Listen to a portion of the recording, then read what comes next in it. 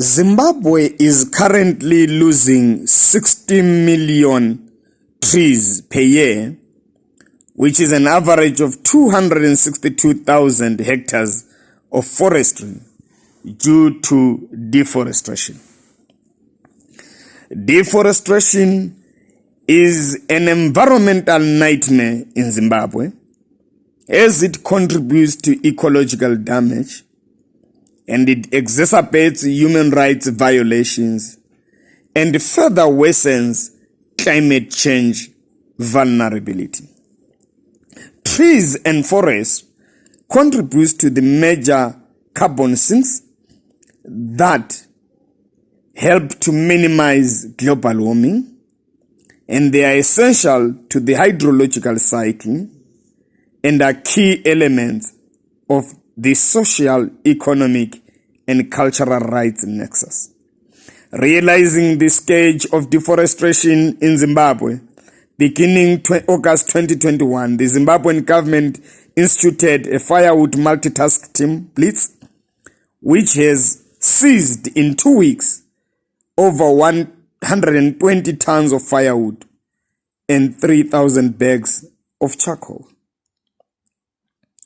In this area at Mazwi Nature Reserve, in the outskirts of Bulawayo, deforestation is continuing unabated, and the perpetrators, Kami Prison, through its officials and inmates, are targeting the major big trees, chopping them down, we hear, for firewood purposes. As Matabeleland Institute for Human Rights, we have done an environmental monitoring exercise, produced a report, and we have shared with all the major environmental management stakeholders.